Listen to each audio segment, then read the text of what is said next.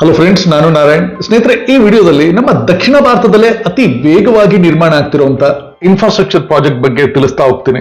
ಇದೇ ನಮ್ಮ ಕೇಂದ್ರದ ಭಾರತಮಾಲಾ ಪರಿಯೋಜನೆಯ 1ನೇ ಫೇಸ್ ನ ಭಾಗವಾದ ಬೆಂಗಳೂರು ಚೆನ್ನೈ ಎಕ್ಸ್ಪ್ರೆಸ್ ವೇ.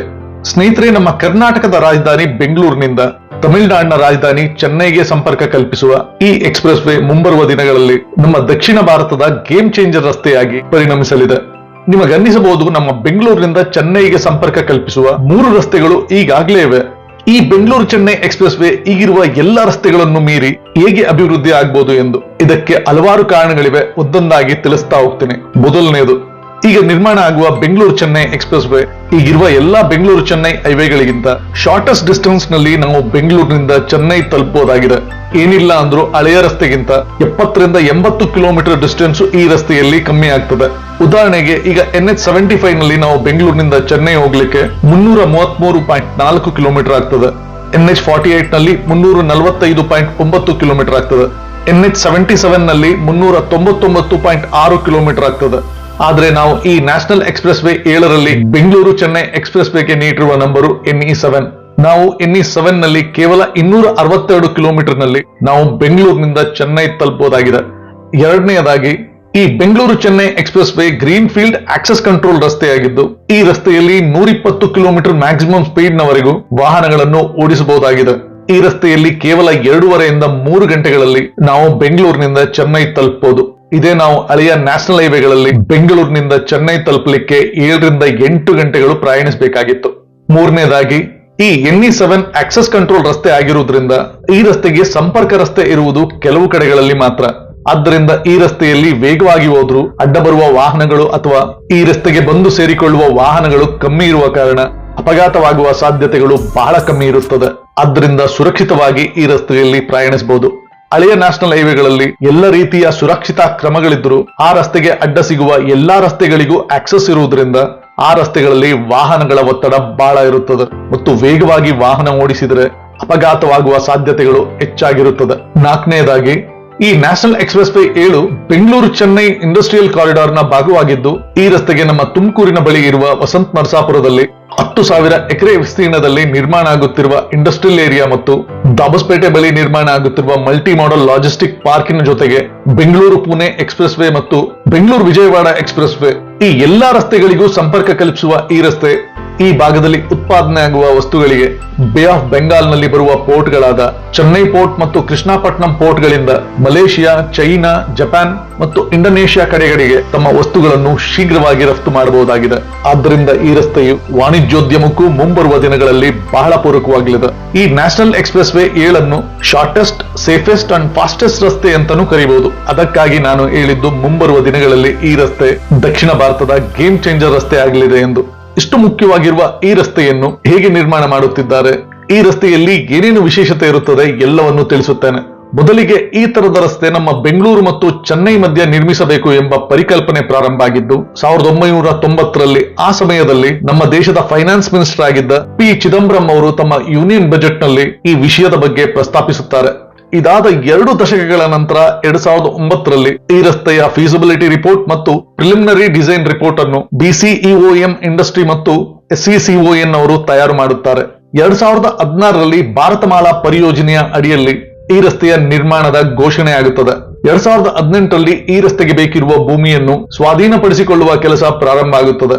ನಂತರ 2019ರ ಆಗಸ್ಟ್ ರಲ್ಲಿ ನಿರ್ಮಾಣ ಕಾರ್ಯ ಪ್ರಾರಂಭ ಆದ ಈ ರಸ್ತೆಯ ಶಂಕುಸ್ಥಾಪನೆಯನ್ನು 2022ರ ಮೇ ನಲ್ಲಿ ನಮ್ಮ ದೇಶದ ಪ್ರಧಾನಿಗಳಾದ ಮೋದಿ ಅವರು ನೆರವೇರಿಸಿದ್ದಾರೆ.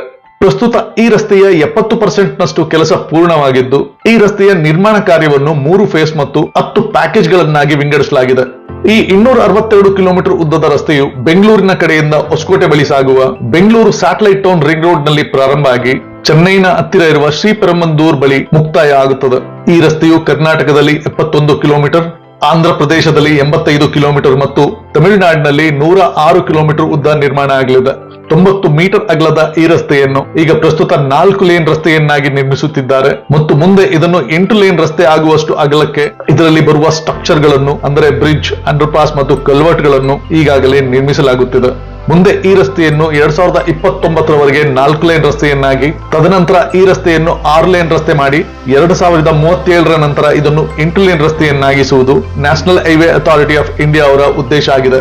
ಈ NE7 ರಸ್ತೆಗೆ 4 ಕಡೆಗಳಲ್ಲಿ ಕನೆಕ್ಟಿವಿಟಿ ಅಥವಾ ಸ್ಪರ್ ರೂಟ್ಗಳು ಇರುತ್ತದೆ. ಮೊದಲನೇದಾಗಿ ದಾಬಸ್ಪೇಟೆಯಿಂದ ಬರುವ ಬೆಂಗಳೂರು ಸ್ಯಾಟಲೈಟ್ ಟೌನ್ ರಿಂಗ್ ರಸ್ತೆ ಜೊತೆಯಲ್ಲಿ, ಎರಡನೇದಾಗಿ ಕೋಣದಾಸಪುರದಲ್ಲಿ ಬರುವ NH4 ನ ಜೊತೆ, ಮೂರನೇದಾಗಿ KGF ಬಳಿ ಮತ್ತು ನಾಲ್ಕನೇದಾಗಿ ಕಾಟ್ಪಾಡಿ ಬಳಿ ನಿರ್ಮಾಣ ಆಗಲಿದೆ. ಈ ರಸ್ತೆಯ 1ನೇ ಫೇಸ್ ಹೊಸಕೋಟೆಯಲ್ಲಿ ಪ್ರಾರಂಭ ಆಗಿ ಬೇತಮಂಗಲದವರೆಗೆ 71 ಕಿಲೋಮೀಟರ್ ನಿರ್ಮಾಣ ಆಗಲಿದೆ. 2ನೇ ಫೇಸ್ ಬೇತಮಂಗಲದಿಂದ ಗುಡಿಪಾಲವರೆಗೆ 85 ಕಿಲೋಮೀಟರ್ ಉದ್ದ ನಿರ್ಮಾಣ ಆಗಲಿದೆ. 3ನೇ ಫೇಸ್ ಗುಡಿಪಾಲದಿಂದ ಶ್ರೀಪೆರುಂಬದೂರ್ವರೆಗೆ 106 ಕಿಲೋಮೀಟರ್ ಉದ್ದ ನಿರ್ಮಾಣ ಆಗಲಿದೆ. ಈ 3 ಫೇಸ್ ಗಳನ್ನು 10 ಪ್ಯಾಕೇಜ್ ಗಳನ್ನಾಗಿ ವಿಂಗಡಿಸಲಾಗಿದೆ. ಫೇಸ್ 1ರಲ್ಲಿ 3 ಪ್ಯಾಕೇಜ್ ಇರುತ್ತದೆ, ಫೇಸ್ 2ರಲ್ಲಿ 3 ಪ್ಯಾಕೇಜ್ ಇರುತ್ತದೆ ಮತ್ತು ಫೇಸ್ 3ರಲ್ಲಿ 4 ಪ್ಯಾಕೇಜ್ಗಳಾಗಿ ವಿಂಗಡಿಸಿ ನಿರ್ಮಾಣ ಕಾರ್ಯ ನಡೆಯುತ್ತಿದೆ. ಈ 10 ಪ್ಯಾಕೇಜ್ಗಳ ನಿರ್ಮಾಣದ ಬಿಡ್ ಅನ್ನು ಪಡೆದಿರುವವರು, ಪ್ಯಾಕೇಜ್ 1, 2 ಮತ್ತು 6ರ ನಿರ್ಮಾಣದ ಗುತ್ತಿಗೆಯನ್ನು ಪಡೆದಿರುವವರು ದಲಪ್ ಬಿಲ್ಡ್ಕಾನ್ ಕಂಪನಿಯವರು. ಪ್ಯಾಕೇಜ್ 3 ಮತ್ತು 8ರ ನಿರ್ಮಾಣದ ಗುತ್ತಿಗೆಯನ್ನು KCC ಬಿಲ್ಡ್ಕಾನ್ ಅವರು ಪಡೆದಿರುತ್ತಾರೆ. ಪ್ಯಾಕೇಜ್ 4 ಮತ್ತು 7ರ ನಿರ್ಮಾಣದ ಗುತ್ತಿಗೆಯನ್ನು ಮಾಂಟೆ ಕಾರ್ಲೋ ಕನ್ಸ್ಟ್ರಕ್ಷನ್ ಅವರು ಪಡೆದಿರುತ್ತಾರೆ. ಪ್ಯಾಕೇಜ್ 5ರ ನಿರ್ಮಾಣದ ಗುತ್ತಿಗೆಯನ್ನು ಆಪ್ಕೋ ಇನ್ಫಾಟೆಕ್ ಕಂಪನಿಯವರು ಪಡೆದಿರುತ್ತಾರೆ. ಪ್ಯಾಕೇಜ್ 9ರ ನಿರ್ಮಾಣದ ಗುತ್ತಿಗೆಯನ್ನು DP ಜೈನ್ ಅಂಡ್ ಕೋ ಅವರು ಪಡೆದಿರುತ್ತಾರೆ. ಪ್ಯಾಕೇಜ್ 10ರ ನಿರ್ಮಾಣದ ಗುತ್ತಿಗೆಯನ್ನು ರಾಮಲಿಂಗಂ ಕನ್ಸ್ಟ್ರಕ್ಷನ್ ಅಂಡ್ ಕಂಪನಿಯವರು ಗುತ್ತಿಗೆ ಪಡೆದು ರಸ್ತೆ ನಿರ್ಮಾಣ ಮಾಡುತ್ತಿದ್ದಾರೆ. ಈ ರಸ್ತೆ ಹಾದು ಹೋಗುವ ಕರ್ನಾಟಕದ ಭಾಗದಲ್ಲಿ ಇದರ ನಿರ್ಮಾಣ ಕಾರ್ಯ 80% ವರೆಗೂ ಮುಗಿದಿದೆ. ಈ ರಸ್ತೆ ಹಾದು ಹೋಗುವ ಆಂಧ್ರದ ಭಾಗದಲ್ಲಿ ನಿರ್ಮಾಣ ಕಾರ್ಯ ಸ್ವಲ್ಪ ನಿಧಾನಗತಿಯಲ್ಲಿದೆ. ಇದಕ್ಕೆ ಮುಖ್ಯ ಕಾರಣ ಈ ಭಾಗದ 2 ಕಡೆಗಳಲ್ಲಿ ಈ ರಸ್ತೆ ಅರಣ್ಯದ ಮೇಲೆ ಹಾದು ಹೋಗುತ್ತದೆ. ಒಂದು ಕೌಂಡಿಲ್ಯ ವೈಲ್ಡ್ ಲೈಫ್ ಸ್ಯಾಂಕ್ಚುರಿ, ಮತ್ತೊಂದು ರಾಯಲ ಎಲಿಫೆಂಟ್ ರಿಸರ್ವ್. ಈ ಭಾಗದಲ್ಲಿ ಸೂಕ್ಷ್ಮ ಅರಣ್ಯ ಪ್ರದೇಶ ಇರುವ ಕಾರಣ ಈ ಭಾಗದಲ್ಲಿನ ರಸ್ತೆಯನ್ನು ಅರಣ್ಯ ಸಂಕುಲಕ್ಕೆ ಹೆಚ್ಚು ಹಾನಿಯಾಗದ ರೀತಿಯಲ್ಲಿ ವಿನ್ಯಾಸಗೊಳಿಸಿ ನಿರ್ಮಿಸಲಾಗುತ್ತಿದೆ ಮತ್ತು ಈ ರಸ್ತೆ ಸಾಗುವ ತಮಿಳುನಾಡು ಭಾಗದಲ್ಲಿ 50% ವರೆಗೂ ನಿರ್ಮಾಣ ಕಾರ್ಯ ಮುಗಿದಿದ್ದು, ಈ ರಸ್ತೆಯನ್ನು 2024ರ ಅಂತ್ಯಕ್ಕೆ ನಿರ್ಮಾಣ ಕಾರ್ಯ ಮುಗಿಸುವ ಗುರಿಯನ್ನು ಇಟ್ಟುಕೊಂಡು ಕೆಲಸ ಮಾಡುತ್ತಿದ್ದಾರೆ. ಈ NE7 ರಸ್ತೆಯ ನಿರ್ಮಾಣದ ಭಾಗವಾಗಿ 419 ಸ್ಟ್ರಕ್ಚರ್ಗಳನ್ನು ನಿರ್ಮಿಸಲಾಗುತ್ತಿದೆ. 9 major bridge, 9 medium bridge, 144 minor bridges, 4 railway crossing, 143 ಕಲ್ವರ್ಟ್ಸ್, 52 pedestrian under pass, 41 vehicular under pass ಮತ್ತು 17 ಫ್ಲೈಓವರ್ಗಳು. ಈ ಬೆಂಗಳೂರು ಚೆನ್ನೈ ಎಕ್ಸ್ಪ್ರೆಸ್ ವೇಗೆ 18,000 ಕೋಟಿ ವೆಚ್ಚ ಆಗುತ್ತಿದ್ದು, ಈ ರಸ್ತೆಯ ನಿರ್ಮಾಣವನ್ನು HAM ಅಂದರೆ ಹೈಬ್ರಿಡ್ ಆನ್ಯುಯಿಟಿ ಮಾಡೆಲ್ ನ ಮಾದರಿಯಲ್ಲಿ ನಿರ್ಮಾಣ ಮಾಡಲಾಗ್ತಿದೆ. ಈ ಮಾಡೆಲ್ ನಲ್ಲಿ ರಸ್ತೆಯ ನಿರ್ಮಾಣಕ್ಕೆ ಆಗುವ ವೆಚ್ಚದಲ್ಲಿ 40% ಅನ್ನು ನ್ಯಾಷನಲ್ ಹೈವೇ ಅಥಾರಿಟಿ ಅವರು ಕೆಲವು ನಿರ್ಧರಿತ ಕಂತುಗಳ ಮೂಲಕ ಈ ರಸ್ತೆಯನ್ನು ನಿರ್ಮಿಸುತ್ತಿರುವ ಕಂಪನಿಗೆ ಕೊಡುತ್ತದೆ ಮತ್ತು ಇನ್ನುಳಿದ 60% ಅನ್ನು ಕನ್ಸ್ಟ್ರಕ್ಷನ್ ಮಾಡುತ್ತಿರುವ ಕಂಪನಿಗಳು ತಮ್ಮ ಸ್ವಂತ ಹಣದಲ್ಲಿ ಈ ರಸ್ತೆಯ ನಿರ್ಮಾಣ ಕಾರ್ಯ ಮುಗಿಸಬೇಕು. ಮುಂದೆ ನಿಗದಿಯಾದ ಕಾಲದವರೆಗೂ ಈ ರಸ್ತೆಯಲ್ಲಿ ಉಸೂಲಿಯಾಗುವ ಟೋಲ್ ನಲ್ಲಿ ತನ್ನ ಹೂಡಿಕೆಯನ್ನು ಹಿಂಪಡೆಯಬೇಕು. ತದನಂತರ ಗಡುವು ಮುಗಿದ ಮೇಲೆ ಈ ರಸ್ತೆಯನ್ನು national highway authority of India ಅವರಿಗೆ ಹಿಂತಿರುಗಿಸಬೇಕು. ಆ ಗಡುವಿನವರೆಗೆ ಈ ರಸ್ತೆಯ ಮೇಂಟೆನೆನ್ಸ್ ಕೆಲಸವನ್ನು ಈ ಕಂಪನಿಯವರೇ ಮಾಡಬೇಕು. ಈ ರಸ್ತೆಯನ್ನು ಬಿಟುಮಿನ್ ನಿಂದ ನಿರ್ಮಿಸಲಾಗುತ್ತಿದ್ದು, ಈ ರಸ್ತೆಯಲ್ಲಿ ವಾಹನಗಳನ್ನು ಮ್ಯಾಕ್ಸಿಮಮ್ 120 ಕಿಲೋಮೀಟರ್ ಸ್ಪೀಡ್ ನವರೆಗೂ ಡ್ರೈವ್ ಮಾಡಬಹುದಾಗಿದೆ. ಮುಂದೆ ಈ ರಸ್ತೆಯು ನಿರ್ಮಾಣ ಆದ ನಂತರ ನಮ್ಮ ದಕ್ಷಿಣ ಭಾರತದಲ್ಲೇ 2 ವೇಗವಾಗಿ ಬೆಳೆಯುತ್ತಿರುವ ನಗರಗಳಿಗೆ ವೇಗವಾದ ಸಂಪರ್ಕವನ್ನು ಈ ಎಕ್ಸ್ಪ್ರೆಸ್ ವೇ ಕಲ್ಪಿಸಿಕೊಡುವುದರಿಂದ ಈ 2 ನಗರಗಳಲ್ಲಿಯೂ ಇನ್ನೂ ಹೆಚ್ಚು ಹೂಡಿಕೆ ಬರಲಿದ್ದು, ಬೆಂಗಳೂರಿನ ತಂತ್ರಜ್ಞಾನದ ಜೊತೆ ಚೆನ್ನೈನ ಮ್ಯಾನುಫ್ಯಾಕ್ಚರಿಂಗ್ ಹಬ್ ಇವೆರಡಕ್ಕೂ ವೇಗ ದೊರೆತು ಇನ್ನು ಹೆಚ್ಚು ಉದ್ಯೋಗ ಸೃಷ್ಟಿಯಾಗಲಿದೆ. ನಮ್ಮ ವೇಗದ ಬದುಕಿಗೆ ಈ ವೇಗದ ರಸ್ತೆ ವೇಗದ ಬೆಳವಣಿಗೆ ತಂದುಕೊಡ್ಲಿ ಎಂದು ಅಪೇಕ್ಷಿಸುತ್ತಾ ನಾನು ನಾರಾಯಣ್. ಸ್ನೇಹಿತರೆ, ಈ ವಿಡಿಯೋ ನಿಮಗೆ ಇಷ್ಟ ಆಗಿದ್ದಲ್ಲಿ ಲೈಕ್ ಮಾಡಿ, ಶೇರ್ ಮಾಡಿ, ಸಬ್ಸ್ಕ್ರೈಬ್ ಮಾಡ್ಕೊಳ್ಳಿ. ಈ ವಿಡಿಯೋನ ಇಲ್ಲಿವರೆಗೂ ವಾಚ್ ಮಾಡಿದ್ದಕ್ಕೆ ಧನ್ಯವಾದ. Thank you. ನಮಸ್ಕಾರ.